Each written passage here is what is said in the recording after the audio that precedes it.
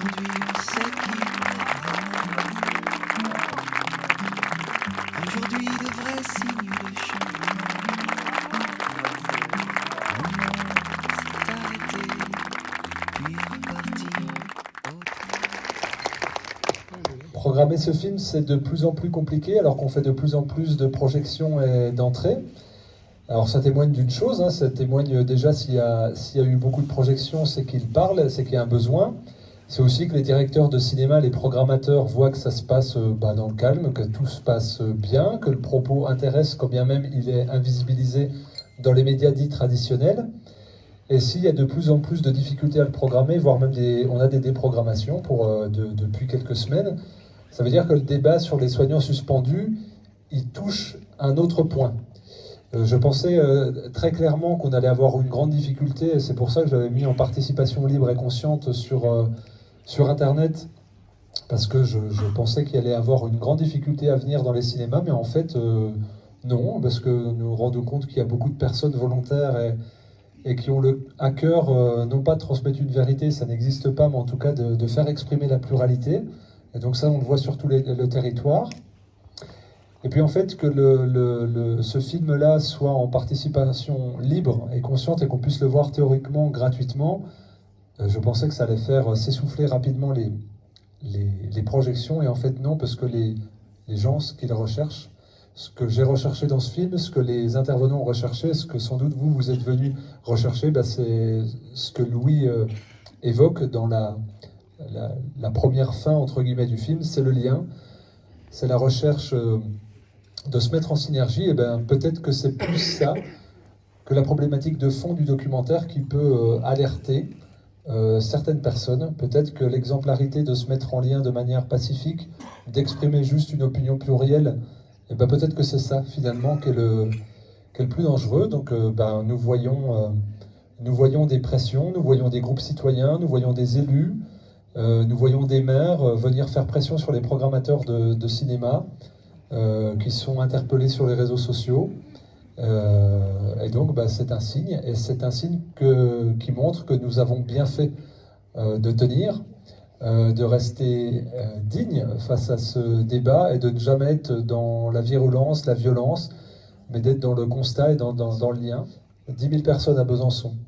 Mon père, qui fait des manifestations depuis plus de 40 ans, m'a dit ça fait des années que je n'avais pas vu ça. Eh bien, on en est tous là à être un peu épuisés, à être un peu érodés, parfois peut-être un peu démotivés. Mais cet effort supplémentaire qu'on fait, il prend du sens. Et donc, on a besoin parfois de cette mise en lien, d'être touché au niveau du cœur, parce que la tête, elle est un peu à côté. Donc, merci de m'avoir réaligné, à vous quatre, en m'envoyant cette lettre. Et évidemment, c'est le cœur gonflé, revigoré d'énergie, que j'ai pu venir avec vous ce soir. Voilà, merci à vous.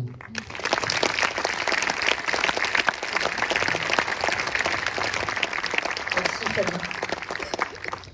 Alors, je vais vous dire un truc. Alors d'abord, bonsoir à toutes et à tous, parce que j'ai salué quelques personnes, mais je n'ai pas pu individuellement tous vous embrasser. Merci vraiment aux organisatrices, aux collectifs et à tous les collectifs présents. Et alors, quand même, c'est juste incroyable. Moi, je suis très, très, très impressionnée ce soir, parce qu'il y a à peu près autant de place que dans l'hémicycle. Mais dans l'hémicycle, je n'ai jamais vu autant de monde. Alors,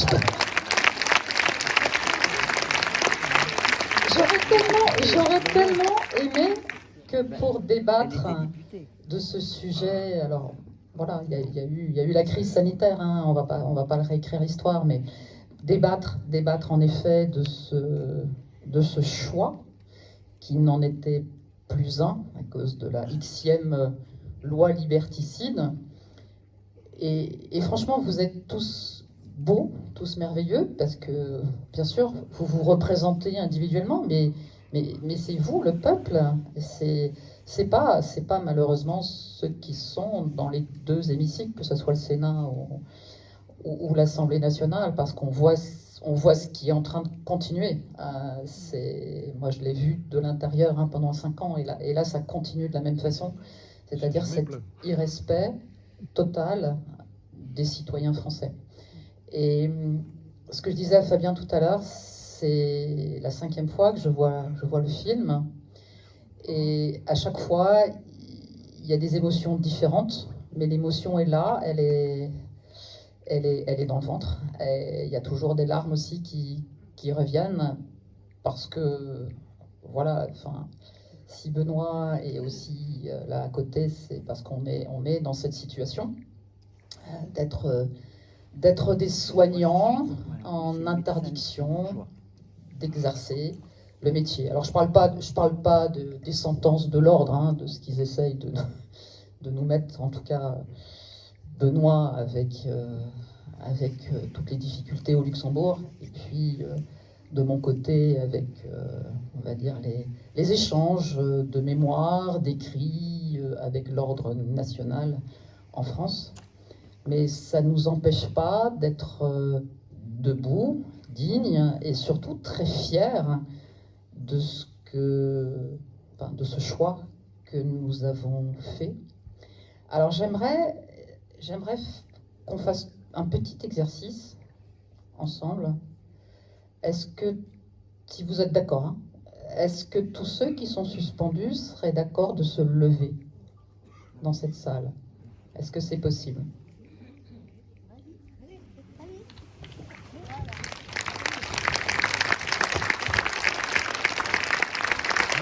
Et j'aurais rajouté encore les personnes qui ont arrêté de travailler suite au chantage du vaccin. Il y a peut-être pas seulement des personnes suspendues, mais des personnes qui ont arrêté de travailler à cause de ça. Est-ce que vous restez debout? Restez debout, parce qu'on aimerait bien vous compter.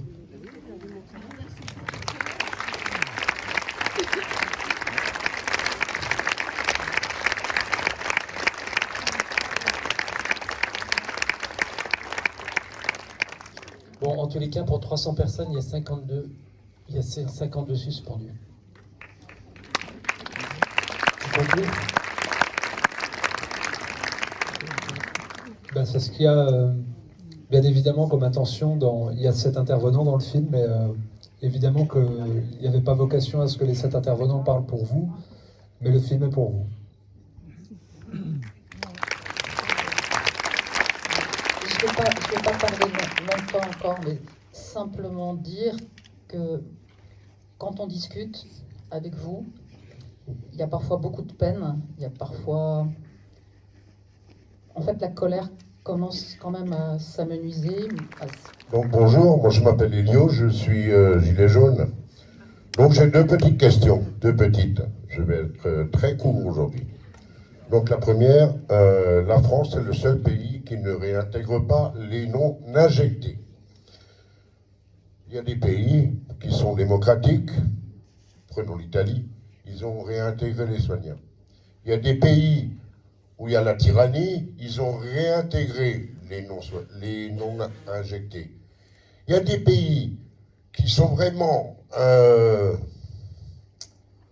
c'est dur quand même à qualifier ces gens, puisque on a quand même du mal. Mais en France, on est au-dessus de tout ça. On est le seul pays au monde qui ne réintégrons pas les non-injectés. N'y a-t-il pas quelque chose à faire? Ça, c'est la première des questions.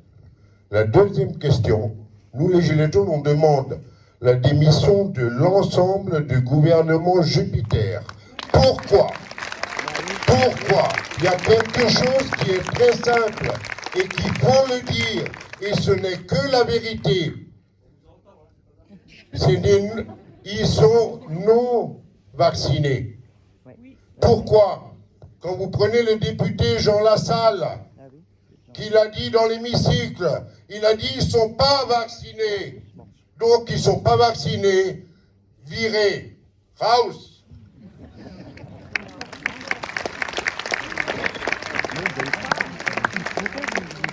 Merci Elio pour cette intervention. Alors, la France est un des rares pays à avoir légiféré sur la vaccination. Il y en a plein qui l'ont imposé, mais par la loi, on est quasiment le seul pays. Cette loi du 5 août 2021, qui était déconnecté de l'état d'urgence et de la mise en place du pass sanitaire. Donc il y a beaucoup de concitoyens qui ont cru comprendre que le 31 juillet, quand on est sorti de l'état d'urgence et de l'obligation du pass, les soignants et toutes les catégories, parce que la liste est très très longue, hein. Quand vous prenez le décret d'application de la loi du 5 août, voilà, il y a énormément de professionnels concernés. Mais cette loi n'a pas été balayée. La loi du 5 août est toujours en vigueur. Donc, cela devrait passer par un nouveau vote des députés et des sénateurs. Il y a eu quelques propositions de loi, très peu, hein, mais il y en a quand même eu, pour réintégrer les soignants. J'ai bien cru comprendre, parce que j'ai encore quelques antennes qui traînent du côté de certains élus, il semblerait que notre président en fait une affaire personnelle. Et il n'a absolument pas, enfin, on se souvient de sa phrase honteuse, totalement honteuse vis-à-vis des sous-citoyens, que tous les non-injectés, enfin, il les a mis dans la catégorie des sous-citoyens. Donc, il a envie de continuer à les voilà. Il l'avait dit lui-même. Donc c'est absolument terrible. Et qu'est-ce qu'on peut faire, hein? Qu'est-ce qu'on peut faire? Qu'est-ce que nous tous, nous pouvons faire? Il faut... Alors, vous vous souvenez, je sais pas, il y a eu un jour où j'ai osé dire il faut envahir les permanences parlementaires. Alors, ça m'a coûté très très cher. Les dernières nouvelles d'Alsace avaient même titré que la députée Vonner en appelait au meurtre, hein, parce que aller envahir une permanence à plusieurs citoyens bienveillants juste pour discuter avec un élu, c'était pas possible. Mais faire pression sur les élus, il n'y a que ça. Il n'y a que ça. Après, on pourrait citer tous les articles de loi, hein. Il y a la motion de censure du gouvernement, il y a la destitution. Mais la première étape, c'est presque aller apporter sur une clé USB le film à chaque élu, pour qu'il le regarde, pour qu'il prenne conscience. Parce qu'il y a des élus qui n'ont toujours pas compris la réalité. Parce que, et là je m'arrache les cheveux, heureusement j'en ai beaucoup, j'en ai encore, mais en continuant à entendre les éléments de langage du gouvernement, ça n'a pas changé, hein. De toute façon il y a beaucoup de députés, c'est toujours les mêmes, mais ils sont tellement hypnotisés par la doxa gouvernementale. Oui, ils sont déconnectés, ils sont totalement déconnectés. Et c'est beaucoup plus facile, ils ne travaillent pas. Ce sont des personnes qui ne travaillent pas à la hauteur de ce qu'ils devraient faire. Donc c'est beaucoup plus facile d'être porté par quelque chose qu'on vous pose sur le bureau le matin et que vous apprenez par cœur. Mais ça, ils ne l'ont pas vu, ils n'en ont pas conscience. Et c'est vrai, bon, on ne va pas rentrer dans une discussion politique, mais c'est très bien, c'est génial ce qui s'est passé aujourd'hui avec autant de monde dans la rue. Mais franchement, je continue à être en colère vis-à-vis des syndicats. Parce que les syndicats étaient où pour défendre les salariés quand on a piétiné le droit du travail? Parce que tout ce qu'on a vu dans ce film, c'est vraiment un droit du travail, un code du travail totalement qui n'a pas été respecté. Enfin, c'est scandaleux. Et j'ai eu des discussions avec des syndicalistes et eux aussi, je pense qu'ils n'avaient pas pris la conscience de la violence réelle de ce qui s'est passé.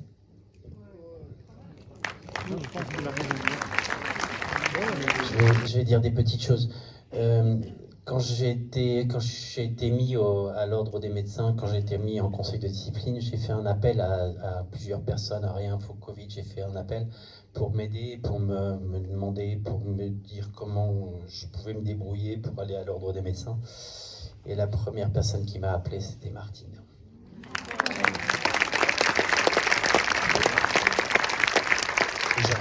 Elle m'avait coupé le souffle à l'époque. Je suis suspendu depuis 9 mois.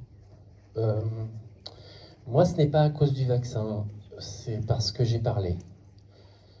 c'est parce que j'ai dit une phrase, par exemple, j'ai dit il y a des médecins qui réfléchissent et des médecins qui obéissent. Ça, c'est une atteinte à l'honneur de mes collègues. Donc je n'obéis pas à l'article 12 du Code de déontologie. Je suis coupable. J'ai répondu, si j'étais à l'armée, j'obéirais. Je suis médecin. J'ai le droit de chercher la meilleure thérapie pour mes patients. J'ai un serment d'Hippocrate qui m'oblige à faire des visites à domicile. J'ai un serment d'Hippocrate qui m'oblige à voir mes patients, pas à travers un téléphone. J'ai soigné, j'ai fait environ 2000 traitements. Je dois repasser encore une fois au tribunal le 3 février. Ils ont fait une enquête sur tous les traitements que j'ai fait pendant 2 ans. Ils ont vu que j'ai traité 2000 personnes. Ils sont même allés demander à la caisse de maladie le devenir de mes patients. Ils ont marqué que j'avais pratiquement aucun mort. Mais ils me condamnent quand même. Et résultat des courses, je vais être coupable parce que je n'ai pas obéi.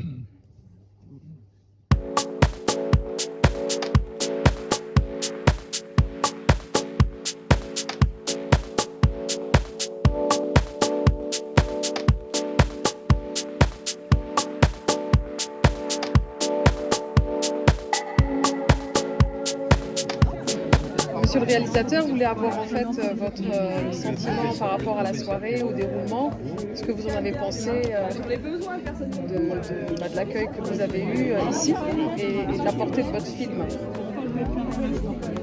Eh bien, l'accueil, moi je dirais l'accueil et l'organisation, j'ai été extrêmement surpris de voir la débauche d'énergie, d'envie et de passion. Quand je suis arrivé, j'ai à peine poussé les portes du cinéma, on m'a sauté dessus au cou. Donc c'est assez surprenant mais extrêmement plaisant de voir que ce qu'on crée arrive à générer de l'enthousiasme. Moi ce qui m'émerveille à chaque fois, c'est que c'est utilisé pour ce que j'avais envie, c'est-à-dire un outil de médiation, et de voir qu'il y a 350 personnes, et peut-être la moitié autant qui n'ont pas pu venir. J'ai croisé des gens sur le parking qui n'ont pas pu rentrer, j'ai pu échanger un peu avec. Ça m'a énormément fait chaud au cœur. Comme je l'ai dit en arrivant, j'étais très fatigué. J'étais même sur le point d'annuler ma venue parce que j'étais en vrac, et j'ai tellement été touché par l'intention puis la mobilisation des personnes je ne savais pas les coulisses en fait, de louer la salle, de lutter un petit peu pour programmer, et de voir toute la débauche de moyens. On repart revigoré. On se dit que même 8 mois après, le documentaire il sert encore à quelque chose, beaucoup. Et tous les échanges de ce soir ont été extrêmement nourrissants. Et à chaque fois c'est particulier, c'est différent. C'est comme si les échanges évoluent à mesure que la société évolue aussi et que le regard sur les soignants suspendus, mais sur cette crise globale, évolue. Et ce soir, c'était assez particulier. Puis ravi de retrouver Benoît. On se croise de temps en temps, Benoît Hawks. Et puis Martine Vonner, que j'avais jamais rencontré. Puis d'avoir un regard à trois. Moi, ce qui me plaît, c'est la rencontre et l'échange. Et quand il peut y avoir autant de partage, c'est hyper plaisant. Et ce que je retiendrai, oui, c'est ce qui me touche beaucoup, en fait, c'est la transmission générationnelle. Ce que j'essaye de faire beaucoup dans ce que je fais, dans mon travail d'archiviste. Même dans mon précédent film, c'était un hommage à mes grands-pères disparus et à mon formateur qui a 88 ans.